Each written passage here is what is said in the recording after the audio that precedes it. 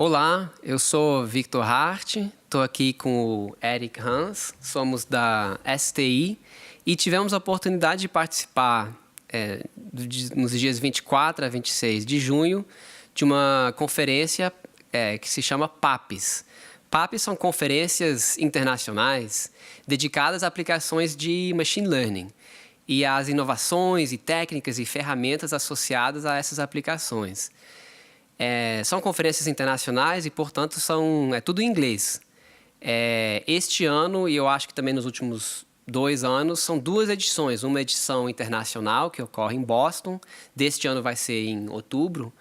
E esse da Latam, né, da América Latina, que foi em São Paulo.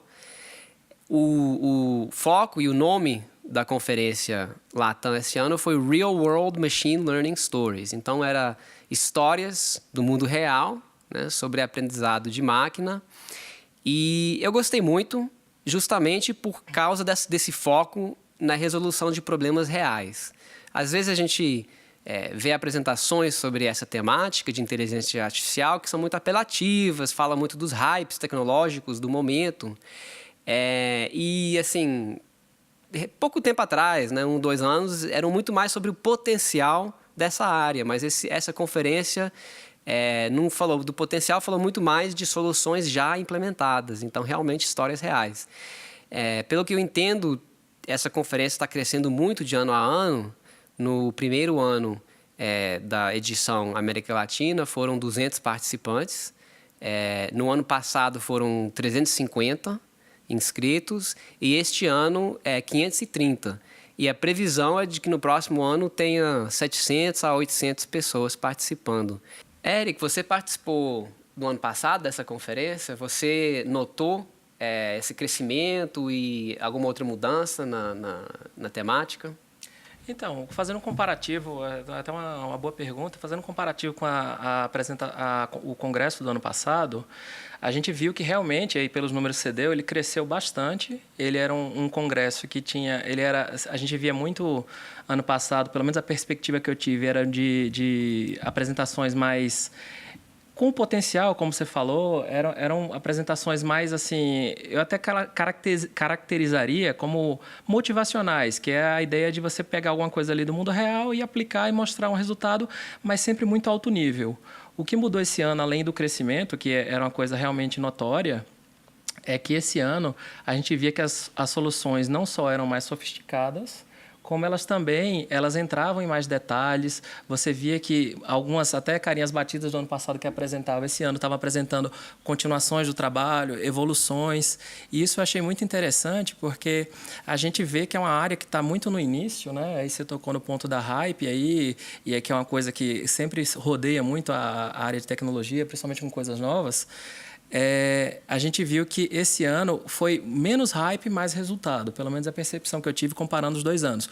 O ano anterior eu não fui, infelizmente, a gente não tinha nem conhecimento. E essa é a visão que eu tenho. Eu tenho, acho também a convicção aí, eu estou seguindo os números aí que estão chutados aí para a próxima aí de crescimento, porque a gente vê que é uma coisa que está ganhando cada vez mais forma e mais corpo aí, não só no TCU, né, que é o nosso foco aqui, como no país inteiro. E aí, já entrando no congresso em si, ele foi dividido, aí, como o Vitor falou, em 3 dias. E o primeiro dia a gente participou de workshops e nos outros 2 dias foram apresentações convencionais. No workshop a gente se dividiu, eu fui para um aqui de sistema de recomendação e o Vitor foi para um outro de Keras, que ele vai falar daqui a pouco.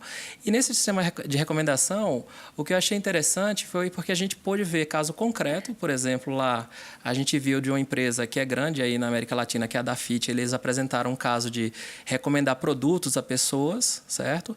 É um tipo de problema bem recorrente que a gente vê bastante no mercado e principalmente nesses congressos. É um problema que tem várias maneiras de se resolver e eles mostraram uma delas lá. E o que é importante aqui para nós, aqui no tribunal? A gente até teve uma conversa aí com o Vitor, a gente teve aqui fora dos microfones, sobre aplicações disso. A ideia do sistema de recomendação é você ter similaridade entre coisas, ou seja, se fulano gosta de A e de B e C, Um outro fulano que gosta de C, talvez ele tenha uma grande chance de gostar de B ou de A. Então, a gente faz sugestões para ele, para que ele possa ver se ele tem interesse. Ele tendo interesse, ele acaba reforçando essa ideia, e um terceiro cicrano agora, quando for fazer a mesma pesquisa, ele já tem uma base consolidada onde a gente consegue ir caracterizando perfis. Aqui no tribunal, o que é interessante? A gente pode usar isso para pesquisa de documentos. Então, eu estou pesquisando ali sobre um determinado assunto, um tema, e aí já aparece para mim pesquisas similares, eventualmente baseados ou num órgão que eu estou querendo ver com relação à informação, ou num tema, eventualmente eu estou pesquisando sobre um tema muito recorrente na imprensa, corrupção. E aí, corrupção, você pode ver ali e trazer todos os documentos aqui do tribunal que são relacionados à corrupção. Isso para processo. Então, é uma aplicação muito boa aqui para o tribunal, que a gente tem um potencial muito grande de explorar. E é uma coisa que, assim, tá no nosso radar aqui. E aí agora, Vitor, eu queria ver contigo o que você achou no seu workshop lá de Keras, o que você sentiu, o que você gostou, o que foi interessante para você lá no workshop? Para mim, foi a melhor parte da conferência, foi justamente o workshop sobre Keras. Eu gostei desse aspecto, né? Eu falei no início das histórias do mundo real que foram apresentadas, mas também foi uma conferência com muitos momentos técnicos.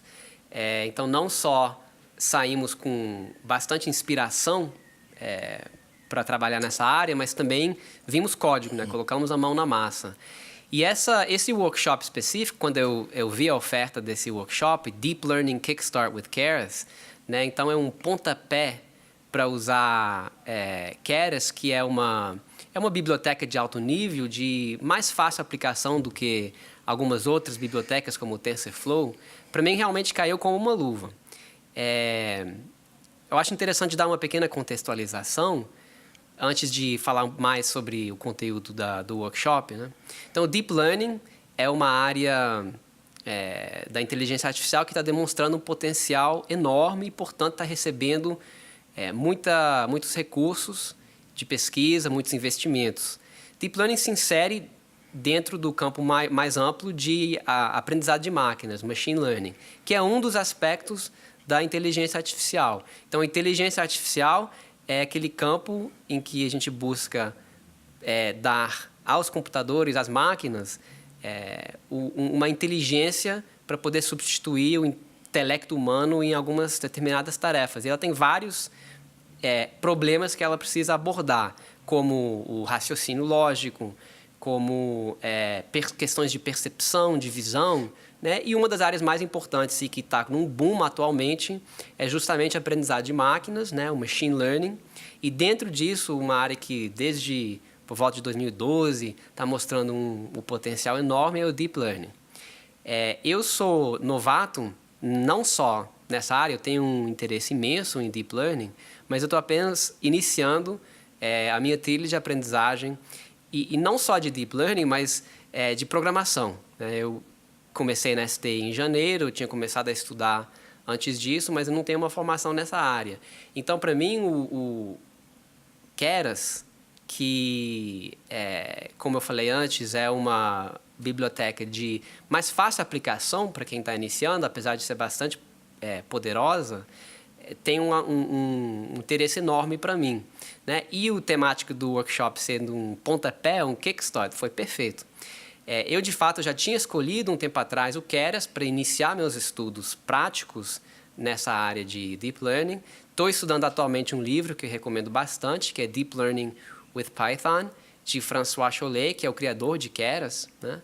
Então, foi um match perfeito para mim. O workshop foi conduzido por um doutorando e uma mestranda da USP, que trabalham intensivamente fazendo pesquisas com Keras. E o objetivo da conferência foi fornecer aos participantes uma compreensão básica de como construir modelos de Deep Learning para imagem e para texto usando Keras, que é o que eu venho estudando. Eu tenho, né, apesar de estar no início, eu tenho uma necessidade atual de aplicação de modelos de Machine Learning. Então, eu tenho um interesse muito imediato em aprender, então foi uma revisão excelente para mim esse workshop, reforçando conceitos de Machine Learning que eu venho aprendendo e me permitindo também trabalhar com código real, né? Mas também ajudou a esclarecer alguns conceitos e trouxe também novidades. Então, uma coisa que eu passei a entender melhor depois desse workshop foi o conceito muito importante nessa área de transfer learning, que é transferir conhecimentos obtidos ao resolver um problema de machine learning para outras tarefas diferentes, mas relacionadas. Uma que eu já tinha visto em outras explicações, em outros cursos, é o caso de usar redes neurais convolucionais que foram treinados no ImageNet, que é uma base de dados enorme com milhões de imagens, né? E aí o modelo aprende a reconhecer elementos visuais como bordas, cantos, né? E até de mais alto nível, dependendo do que você está olhando, pode ser aspectos de animais, muitas vezes tem o problema de gatos versus cachorros, mas você consegue pegar esse modelo pré-treinado e aplicar para problemas distintos, de também reconhecimento de imagens, em que você não tem uma base de dados tão grande, então treinar o modelo do zero não daria bons resultados. E o que eu passei a aprender e entender melhor nesse workshop é que a mesma tecnologia de transfer learning está começando a ser usado com mais e mais sucesso na área de texto também. Então, e isso é muito relevante para o nosso trabalho aqui no tribunal. Então, o uso de redes neurais previamente treinadas para produzir word embeddings, que são modelos de linguagem que mapeiam palavras ou frases para vetores de números. E então, eles já criam um modelo da língua que pode ser reaproveitado para problemas específicos de machine learning para resolver outras tarefas de processamento de linguagem natural. E trouxe também algumas notícias recentes, fresquinhas. Por exemplo, nessa área de NLP, processamento de linguagem natural, trouxeram notícia que uns 2 dias antes o XLNet da Google Brain tinha superado o BERT, que o Eric vai falar daqui a pouco, em várias tarefas de processamento de linguagem natural. Então, para mim, esse workshop de Keras foi realmente o que eu mais tirei de proveito, né, da conferência. E eu queria saber, Eric, você também trouxe algumas novidades desse workshop que você percebe que podem mudar a forma que você trabalha aqui no tribunal, no dia a dia, que você tem aplicação mais imediata, digamos? Com toda certeza. A ferramenta que eu achei mais importante lá, assim, eu concordo também contigo que o workshop foi das melhores experiências. Ano passado, infelizmente, não tivemos tempo de conseguir. Mas, tirando o workshop, eu diria que, para mim, uma das melhores coisas que eu vi foi o Ludwig, que é um framework desenvolvido pela Uber AI, que é um braço da Uber que é só para essa parte de machine learning. E o Ludwig, em termos de produtividade, ele tem um paralelo muito bom com o que você falou, que é o Keras. O Keras, como você comentou bem, você consegue produzir código muito rápido, você consegue fazer de maneiras mais simples do que se descer para um framework como o TensorFlow, como você colocou, o PyTorch, que são frameworks que estão aí muito poderosos e que são bastante usados, mas são de difícil uso no dia a dia. O Keras facilita muito. Ele também é a minha primeira escolha. Agora eu estou namorando com o Ludwig. Ele é a ferramenta que, para mim, também está sendo das primeiras escolhas, porque aí ele tem uma ideia interessante. Você consegue, no caso dele, fazer prototipação muito rápida de modelos. Então, a gente, como o Vitor colocou aí, a gente tem o BERT, a gente tem XLNet superando, tem MTDNN da Microsoft também, que estava usando o BERT evoluindo. A gente tem uma quantidade de modelos cada vez maior e isso torna difícil a gente testar todos eles. Por quê? Porque cada um que você vai testar, você vai levar ali um conjunto de, 20 minutos, 30 minutos, 1 hora, 2 horas, para testar uma variação. E esses modelos, eles têm trocentos mil hiperparâmetros, que são chamados parâmetros que a gente configura manualmente ou via algum algoritmo para otimizar. E aí, para programar tudo isso, a gente gasta um tempo enorme e que não se reverte em resultado, porque muitas vezes essa área ela é muito tratada às vezes como pesquisa. A gente não consegue chegar a um resultado rápido e nem tem como garantir que aquela linha que a gente está seguindo, a gente vai conseguir chegar a um resultado. Então, o que o Ludwig faz para a gente? Você faz apenas um arquivo no formato YAML, que é um arquivozinho basicamente com chave, 2 pontos, valor, e aí e com uma pequena indentação ali para ajudar a organizar, você consegue fazer com 5, 7 linhas um modelozinho simples e testar uma possibilidade de uso, de aplicação do seu problema. Com isso, assim que eu voltei, né, já entrando aqui no que a gente poderia aplicar aqui no tribunal, eu peguei um problema que a gente estava trabalhando aqui de análise de orçamento de obra e aí já testei, acho que pelo menos uns 30 modelos em questão de uma semana. Isso, se eu fosse fazer na mão, provavelmente eu não teria chegado nem ao quinto. Então, é uma coisa interessante porque a gente, principalmente, a TI como um todo, ela é cobrada por resultado e a gente sempre tem aquela dificuldade de encaixar uma coisa que tem resultado, mas também tem uma parte de pesquisa. Isso ele facilita muito a nossa vida, dá uma tranquilidade, porque a gente consegue já explorar rapidamente aquele passo inicial que a gente tem nos modelos, que é explorando, abrindo, e a gente abre em várias possibilidades, vai colhendo feedback dos modelos e depois vai refinando. Esse ciclo é muito acelerado. E isso leva até a próxima apresentação, que casa um pouco com isso aí, que é o do Kubeflow e do TensorFlow Extended. O que são esses frameworks? Isso foi uma apresentação também que fizeram lá. Essa apresentação foi num formato de workshop, mas não era hands-on. A ideia deles era pegar uma aplicação, um Toy Project, e mostrar como seria para eu colocar esse Toy Project usando esses frameworks. O que é o Kubeflow? O Kubeflow, ele é pela definição ASIS do próprio site deles, né? The Machine Learning Toolkit for Kubernetes. Então, o que ele faz? Ele traz aquele mundo do Kubernetes, que é o que a gente tem hoje aqui no tribunal, que é o Rancher. A gente usa o Rancher para fazer deploy nossas aplicações web. E ele junta isso daí com o modelo de Machine Learning. E aí, de forma que você tem como visualmente fazer pipelines, ter dashboards, ter notebooks rodando, treinar e servir modelos. Uma vez que a gente tiver GPU, pelo menos aqui, a gente consegue fazer isso tudo de maneira integrada, sem ter que reinventar a roda nesse processo. Ou seja, ter que subir um servidor, configurar, fazer o deploy, monitorar. Tudo isso aí, ele já tem para a gente. E aí o TensorFlow Extended, o que ele traz a mais nesse ponto? Ele traz uma ideia de... É um TensorFlow Extended, como o nome dele já diz. Em cima do TensorFlow, ele estende para uma gama de outras atividades que a gente tem. Por exemplo, eu quero transformar meus dados ali, eu recebo sempre o dado num formato para transformações não triviais, claro, em outro formato. Você já tem como fazer isso de uma maneira programática e um pouco declarativa em alguns pontos. Para colocar no seu pipeline, então você pode receber um fluxo contínuo de informação, você passa para lá, transforma, treina o modelo usando o Kubeflow e já bota isso no ar. Então, você consegue fazer um pipeline totalmente integrado, com monitoramento, com debug, com avaliação, com log, com uma série de informações.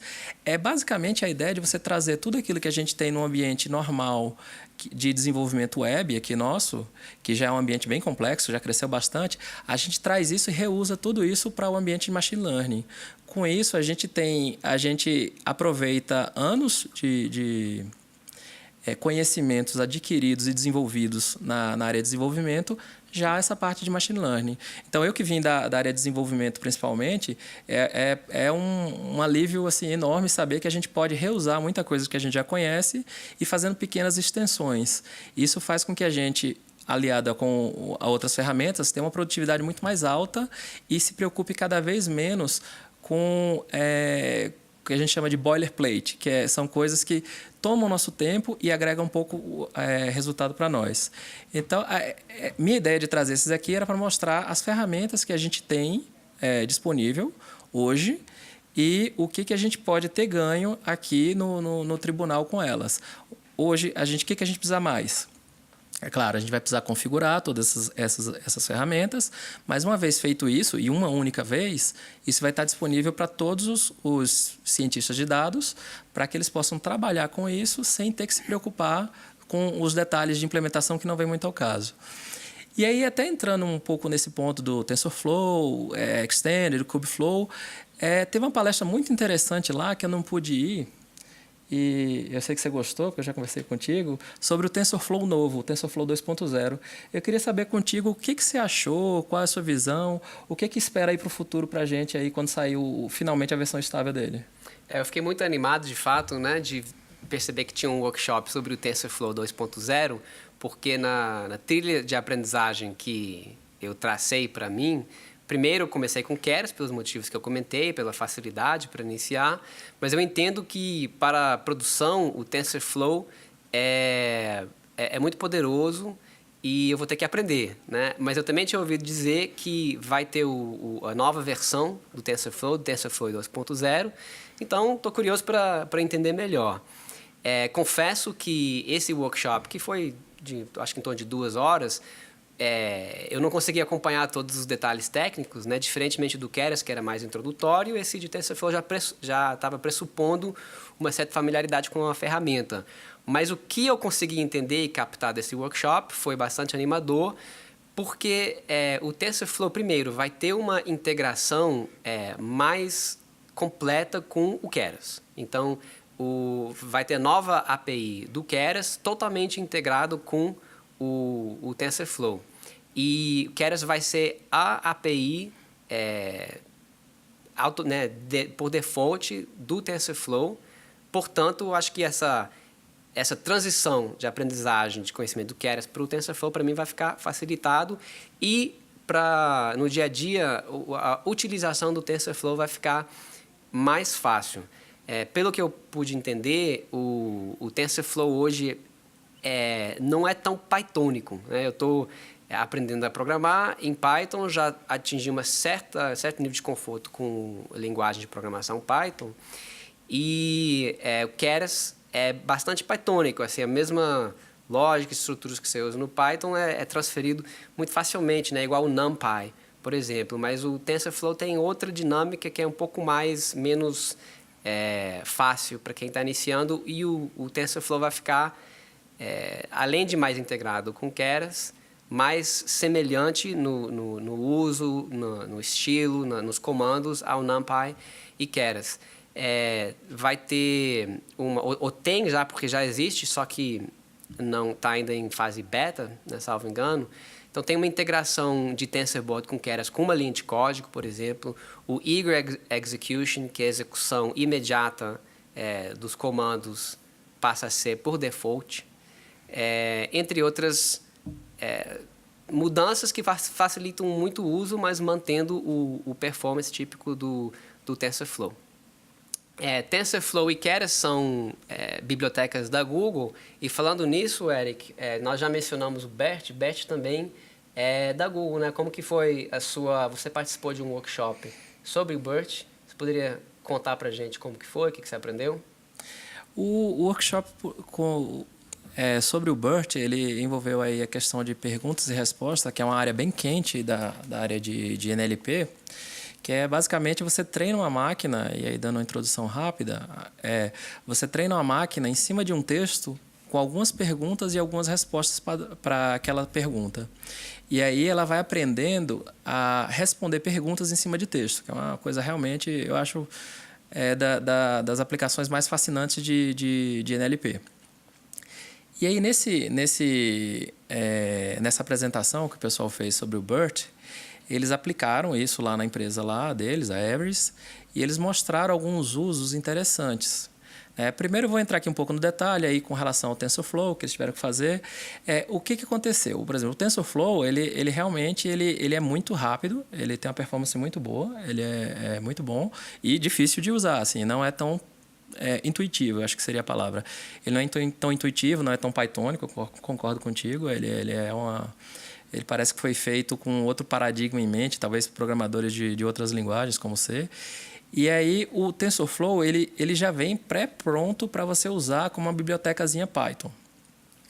O pessoal, para usar o BERT ele é o estado da... Era, né? Já tem agora um mês aí que o XLNet da própria Google também, da Google Brain, no caso aí o braço dela que trabalha com essa parte de inovação também, ele era o estado da arte até pouco tempo de muitas tarefas na área de NLP. Pergunta e resposta, corretura gramatical, uma máquina que verifica se está correta a frase gramaticalmente correta. Tem uma série de outras que eu não lembro aqui de cabeça, mas são vários datasets, é um benchmark chamado Glue, que eles usam para comparar todos esses algoritmos. e que o BERT foi superado recentemente. O BERT ele tem uma característica interessante que eu gosto dele, e os outros que vieram, que o sucederam, eles compartilham alguns deles da mesma ideia, que é a questão de ser multilíngua. Eles inicialmente fizeram a primeira versão somente com inglês. Eles treinaram em cima da Wikipedia para processar todos aqueles textos, para eles aprenderem correlação entre palavras, para aprenderem algumas analogias que as palavras podem proporcionar. E aí, a partir daí, eles eram treinados em tarefas. O BERT ele já aprendeu meio que junto alguns desses passos aí. Ele já fez num paradigma chamado multitask. Ele aprendeu já essa parte aí de correlação e já aprendeu a aplicar em umas 8, 10 tarefas diferentes da área. E ele fez primeiro com a língua. E agora, além de multitask, as versões novas dele são multilanguage, né? Exceto o inglês e o chinês que eles fizeram à parte. O outro lá, para o resto do mundo, eles fizeram com uma centena de linguagens, acho que 103, se eu não me engano, que eles estavam usando. E aí, isso deu um poder que eu até então não tinha parado para pensar no caso dele, que foi o seguinte: a aplicação lá que eles fizeram, eles pegaram textos em português, salvo engano, e eles pegaram vários desses textos, como que a gente chama de contexto, que é o texto base, onde ele vai ler para tentar responder a pergunta, e aí eles foram treinando com perguntas e respostas. Fizeram uma base bem grande, fizeram alguns ajustes ali no TensorFlow para poder conseguir rodar mais rápido na máquina, e aí o que foi interessante lá no final? Eles faziam as perguntas e respondiam, como esperado, só que pelo fato dele ser multilíngua, eles conseguiam fazer perguntas em espanhol e em cima de um texto em português.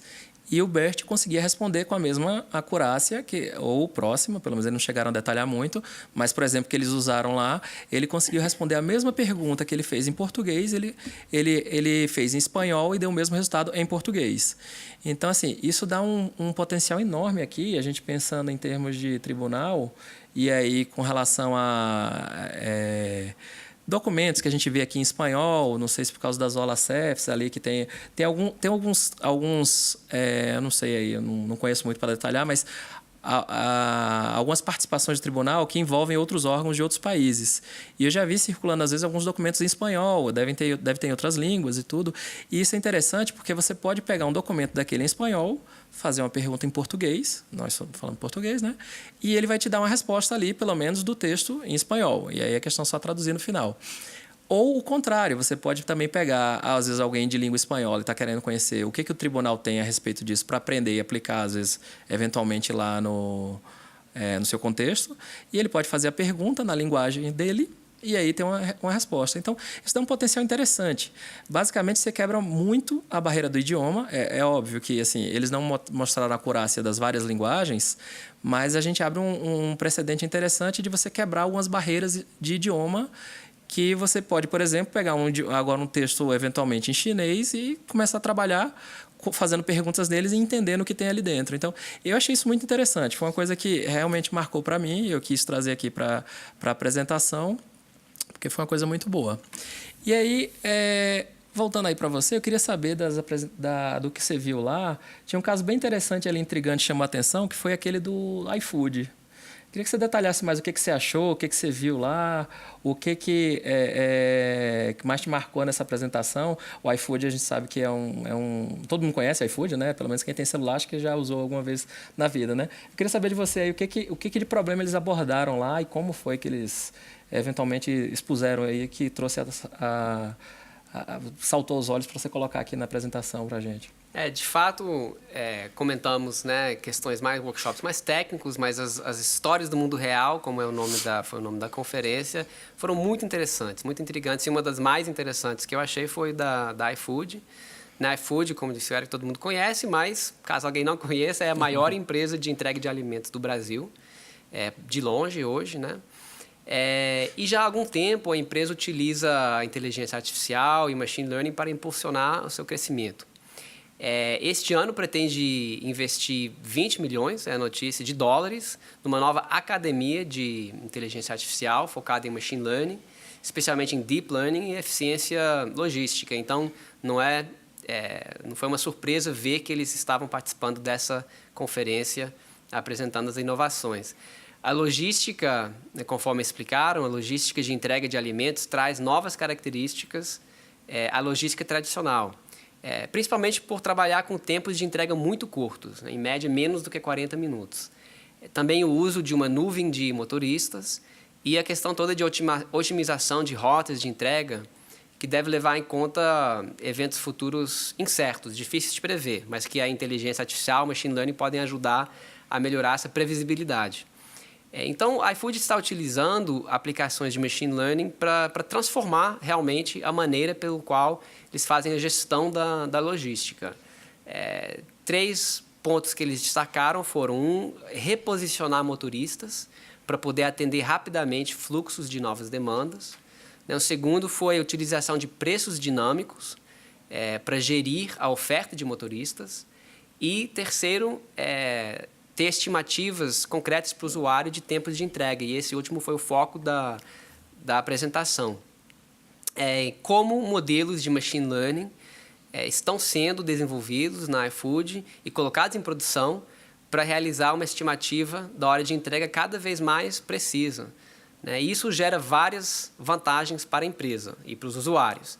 Então, eles precisam estimar o tempo de preparação do alimento, da refeição dentro do restaurante, e com isso podem perder menos tempo do motorista, porque se eles têm uma previsão mais ou menos precisa do tempo de preparação, eles procuram ter um motorista disponível e chegando no restaurante na hora exata, o que gera um ganho em termos do tempo total para a entrega. Também a comida vai estar mais quentinha, mais fresca, né? E, obviamente, para a empresa, uma melhor redução de custos. E a questão toda de ter uma previsão precisa do tempo de chegada na casa do cliente visa melhorar o nível de satisfação do usuário, né? Porque aí, ele, na hora de fazer o pedido, ele já sabe o tempo que vai demorar e sendo preciso, né, ele não se frustra com um tempo real muito além do previsto. Então, foi super interessante ver como que o machine learning já está gerando uma vantagem competitiva para essa empresa, e, não contentes com isso, eles estão investindo de forma pesada em melhorar, em melhorar mais ainda, potencializar mais ainda essa vantagem que a inteligência artificial traz para o negócio deles. Então, assim, resumindo, né, falamos de workshops técnicos, falamos de histórias, aplicações reais, soluções que já estão em produção e mostram o potencial, mas de forma muito concreta, muito real. Eu sinto que trouxe realmente inspiração, mas também conhecimentos técnicos para mim. Eu já tenho, como eu comentei, necessidade de aplicar, na medida que eu estou aprendendo machine learning. Temos um projeto da ouvidoria em que esperamos poder ganhar, em ajudar a ouvidoria a responder com maior eficiência as inúmeras demandas que eles têm. E eu sinto com o que eu aprendi, especialmente de Keras, né, e TensorFlow, que eu comecei a aprender, eu sinto um pouco mais de confiança que eu vou conseguir dar alguma resposta. Érico, o que você tira de conclusão da experiência de ter participado do PAPS? Eu achei desculpa, uma experiência extremamente válida, porque, como você falou, a gente teve a parte técnica, a gente teve a parte de workshop, a técnica, teve a parte de experiências lá do mundo real, as pessoas fazendo aquilo. E eu acho que, assim, esses eventos eles acabam servindo para a gente voltar cada vez mais energizado, renovado, com algumas inspirações também, né? Não é só a ferramenta ali, a ferramenta ela ajuda bastante, com toda certeza, mas a inspiração, o resultado, você vê onde estão aplicando. Por exemplo, esse caso aí do iFood, você falou por último, caso extremamente complexo ali, acho que dá arrepio, só de pensar na quantidade de variável, de coisa ali. Você tem engarrafamento, você tem um motoqueiro que se acidenta, tem uma série de problemas, e tem uma pessoa com fome esperando, né? Então, assim, isso é uma coisa extremamente complicada de se prever, e é claro que eles não vão acertar todos, mas acertando a grande maioria, né, quem não vai ficar feliz de ter sua comida quentinha chegando em casa na hora, né? Então, assim, essas experiências, elas são muito boas, e a gente aqui só deu uma pincelada no que a gente viu lá, para não ficar uma coisa muito extensa, mas elas são boas para a gente ver até casos que a gente não aplicou de forma alguma. Eu acho que é uma coisa que vale a pena esse congresso como como experiência. Eu acho que é uma coisa que a gente deveria continuar, outros congressos também nessa área, e cada vez mais colhendo informações de outras pessoas, porque a gente vê até, no caso do workshop ali, voltando, a gente vê que o instrutor que estava apresentando para a gente, ele estava conversando com as pessoas que estavam tendo a apresentação e também estava pegando coisas que ele também não conhecia. Porque como é uma área tão nova, basicamente todo mundo está aprendendo o tempo todo, né? Acho que essa é a grande sensação que fica do que a gente faz aqui. A gente está 100% do tempo aprendendo e a gente acha que 100% do tempo a gente está devendo em conhecimento, né? E aí você estuda mais e parece que você está mais longe cada vez que você estuda mais, né? Porque é uma coisa que a gente está falando aí em termos de tempo. O BERT saiu em outubro, aproximadamente ali, como estado da arte. E em fevereiro a Microsoft ultrapassou e agora em maio o próprio Google ultrapassou de novo. Então, quando você começa, até uma coisa interessante, você começa a estudar, já está depreciado o que você está aprendendo. Isso é uma coisa engraçada porque e ao mesmo tempo interessante, porque você não tem tédio nunca. Mas é uma coisa que a gente está sempre ali necessitando de novas informações, novos conhecimentos, novas experiências. E eu acho que, para mim, o que ficaria para a gente fechar seria isso. É importante a gente sempre ter alguém da gente aqui aprendendo o que o mundo está lá fazendo e trazendo e aplicando aqui em casos reais, como você está fazendo lá na ouvidoria. Eu acho que é isso que ficaria de mensagem.